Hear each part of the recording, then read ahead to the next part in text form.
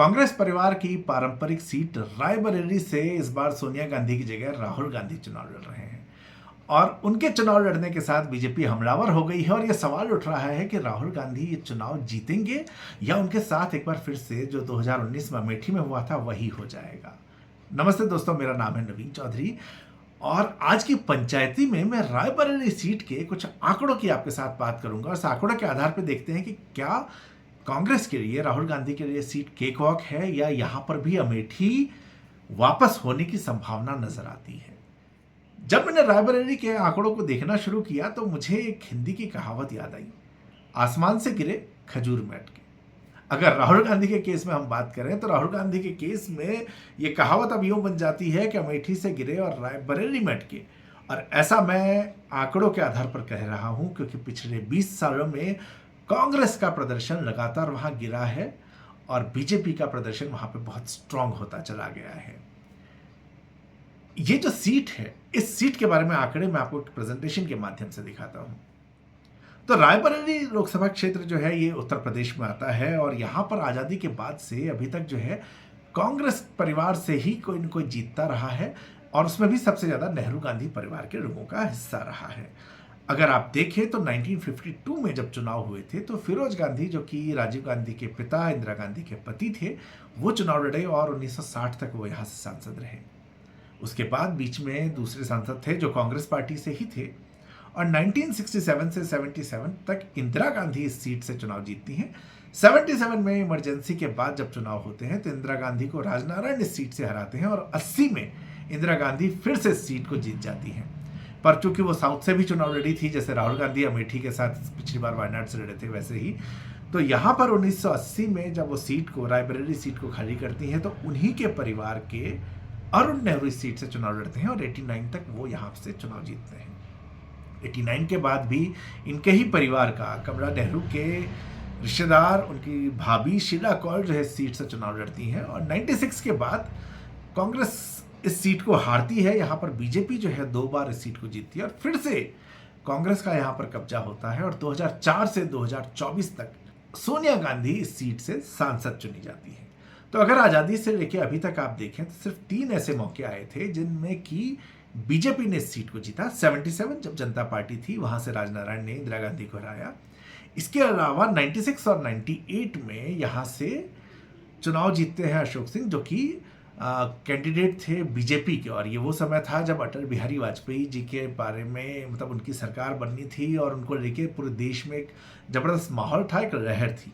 तो उस पीरियड में बीजेपी ने 2 सीटें यहां से जीती।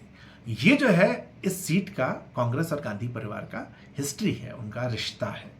अब अगर मैं आंकड़ों पे जाऊं, डेटा पे जाऊं, तो डेटा देखिए आप कि रायबरेली में अगर आप वोटिंग को देखें, और ये मैं 2004 से आंकड़ों को ले रहा हूं जब से सोनिया गांधी वहां पर है। 2004 में सोनिया गांधी 58.75% वोट लेकर रायबरेली से सांसद बनती है। 2004 में कांग्रेस की सरकार बनी और कांग्रेस की सरकार बनने के बाद सोनिया गांधी के ऊपर ऑफिस ऑफ प्रॉफिट का आरोप लगा, क्योंकि एक एनएसी बनी थी जो कि नेशनल एडवाइजरी कमेटी थी और उसकी चेयरमैन सोनिया गांधी थी।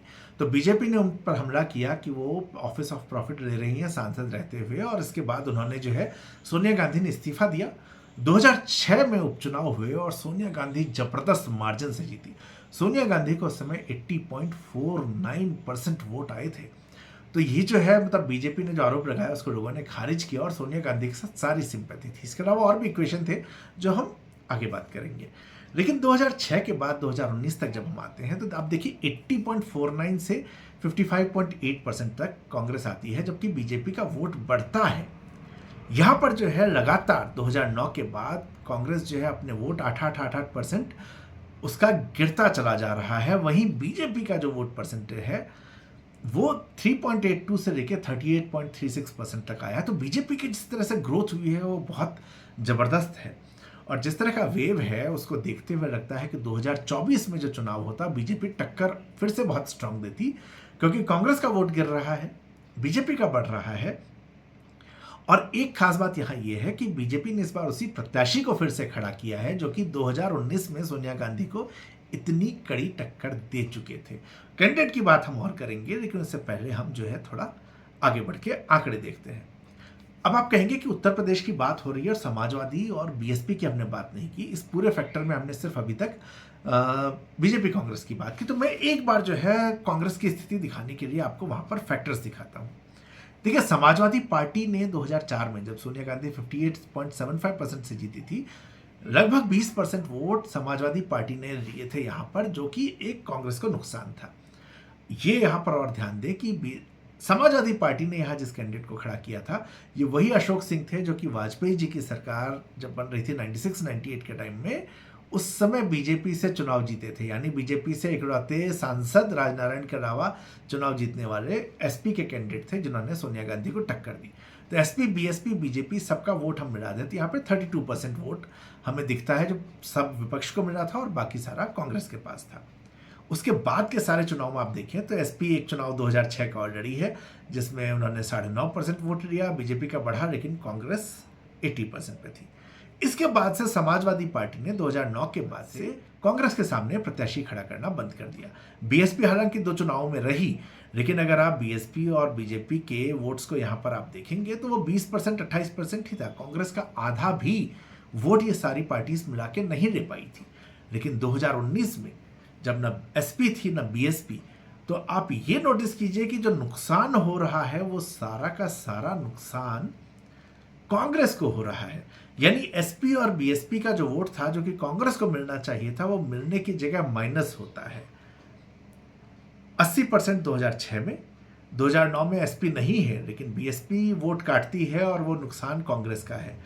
बीएसपी के वोट घटते हैं, बीजेपी का वोट बढ़ता है और ये एसपी के ना होने का नुकसान भी जो है वो कांग्रेस को ही है, वो वोट कहीं कांग्रेस का नहीं बढ़ा। 19 में तो दोनों ही नहीं थे और कांग्रेस के वोट फिर गिरते हैं। यानी एसपी बीएसपी का जो एससी एसटी का वोट बैंक है, ओबीसी का वोट बैंक है, वो कहीं ना कहीं कांग्रेस की तरफ यहाँ पे शिफ्ट नहीं हो रहा। तो ये जो एक बहुत बड़ा फैक्टर है यहाँ पर नजर आता है, जो कि कांग्रेस के लिए बड़ा ही रिस्की हो सकता था। अगर हम असेंबली वाइज सिचुएशन देखें तो यहाँ पर 5 असेंबली आती हैं रायबरेली कॉन्स्टिट्यूंसी के अंदर, जिसमें एक शेड्यूल कास्ट की रिजर्व असेंबली है। तो आप पिछले 3 विधानसभा चुनाव में देखें तो सिर्फ 2017 में 2 सीटें यहाँ पर कांग्रेस जीती है। मूल रूप से यह सीट जो है समाजवादी पार्टी की बहुत स्ट्रांग दिखती है, बीजेपी का यहाँ थोड़ा बहुत होल्ड है। तो बीजेपी समाजवादी पार्टी का यहाँ पर जो है 2017-22 में प्रभाव दिखा है। जो 2 सीटें आप यहाँ पर कांग्रेस की हरचंदपुर और रायबरेली जीती हुई देख रहे हैं, ये 2 सीटें इसलिए कांग्रेस जीती थी क्योंकि यहाँ पर समाजवादी पार्टी ने अपना प्रत्याशी नहीं खड़ा किया था। अब आगे की स्थिति क्या है? अब इन्हीं पार्लियामेंट की, मैं सिर्फ पिछले 2 चुनाव के ही आंकड़े ले रहा हूं क्योंकि 9 में आंकड़े बहुत ही कम थे कांग्रेस के। तो यहां पर अगर आप देखें कि हर कॉन्स्टिट्यूएंसी जो असेंबली की कॉन्स्टिट्यूएंसी पड़ती है, उसमें लोकसभा चुनाव में बीजेपी का परफॉर्मेंस कैसे रहा। तो पहला जो ग्राफ आप देखेंगे, पहले ग्राफ के अंदर यहां पर जो है 2014 में बीजेपी का आप वोट परसेंटेज देखिए कि किस तरीके से यहां पर बीजेपी और कांग्रेस के बीच में गैप रहा है। बीजेपी का ग्राफ ब्लू कलर का है, कांग्रेस का ऑरेंज कलर का है। तो आप देखिए आधा भी बीजेपी 2014 में अधिकतर जगहों पर नहीं पहुंच पाई है। अधिकतर क्या, किसी भी सीट पर बीजेपी आधे वोट भी परसेंटेज नहीं ले पाई है। वहीं जब 2019 आता है तो आप बीजेपी का ऑरेंज कलर का ग्राफ देखिए कि किस स्पीड से वो बढ़ता है और बहुत सारी सीटें ऐसी हैं जहां पर कि गैप कम आता है। देखिए, जब हम सारी सीटों में देखेंगे तो ये 3 एक ऐसी सीटें हैं जहां पर कि बीजेपी ने ऑलमोस्ट अपने वोट को डबल कर दिया है। चाहे वो ऊंचाहार हो जहां पर कि वो 22 से 40% आती है, चाहे सरेनी हो जहां 20 से 40% आती है, चाहे वो हरचंदपुर हो जहां पर कि 20 से 40% पर आती है। तो ये जो सारी सीटें हैं यहाँ पर बीजेपी बढ़ी है, इनफैक्ट बढ़ी वो हर जगह पर है, चाहे रायबरेली हो चाहे वो बछरवान हो। अब देखिए, इसमें रायबरेली एक ऐसी सीट है जो कि जहां पर कि कांग्रेस का अभी भी मार्जिन बहुत ज़्यादा है, लेकिन बीजेपी ने यहाँ पर भी ऑलमोस्ट डबल अपने जो है वोट कर दिए हैं। 16.5 से वो 32% पर आ गई है और ये सीट जो है, ये सीट इस समय बीजेपी के पास है। यहाँ से अदिति सिंह एमएलए हैं जो कि पहले कांग्रेस में हुआ करती थी। उनके पिता अखिलेश सिंह कांग्रेस के बहुत बड़े नेता थे इस क्षेत्र के और सोनिया गांधी के बड़े खास हुआ करते थे। तो उनकी बेटी अदिति सिंह अब बीजेपी में आ चुकी है, पहले कांग्रेस से रह चुकी है, फिर बीजेपी में आने के बाद वो चुनाव जीतती है। तो ये सीट जो है अब अदिति सिंह भी पूरी तरह से बीजेपी के सपोर्ट में यहाँ लगी हुई है। तो इस सीट पर भी इस बार मार्जिन बढ़ेगा, यानी 3 सीटें ऑलरेडी जो है रिस्की हो चुकी थी तीन कॉन्स्टिट्यूंसीज और चौथी कॉन्स्टिट्यूंसी में भी रिस्क हमें नजर आता है। तो यानी कि मार्जिन जो है वो कहीं ना कहीं बहुत ज्यादा यहां पर गिरने वाला दिखता था। अब प्रश्न उठता है कि सीट की सिचुएशन तो हमने देख ली है, लेकिन लगातार कांग्रेस अभी भी कहीं न कहीं आगे तो है ही बीजेपी से। तो क्या वाकई इस परंपरागत सीट पर यह मुश्किल होता? देखिए, पहली चीज मुझे लगती है कि सोनिया गांधी का जो रीजन दिया गया कि वो बीमार हैं, निश्चित तौर पे एज हो गई है, बीमार हैं, इस चुनाव में भागादौड़ी करना और जिस तरह से दिनेश सिंह ने उनको पिछली बार टक्कर दी थी, उसको देखते हुए ये निश्चित तौर पे उनको इस बार मेहनत ज़्यादा करनी थी। तो हेल्थ जो है उनको अलाउ नहीं करता इतनी भागादौड़ी करने के लिए। यानी कि ये सीट वाकई टफ सीट हो चुकी है, ये कांग्रेस मान चुकी है और सोनिया गांधी संभवतः इस सीट से हार जाती अगर इस तरह का कुछ भी यहाँ पर टक्कर होती। अगर वो नहीं भी हारती तो मार्जिन जो है वो और भी ज़्यादा घट सकता था।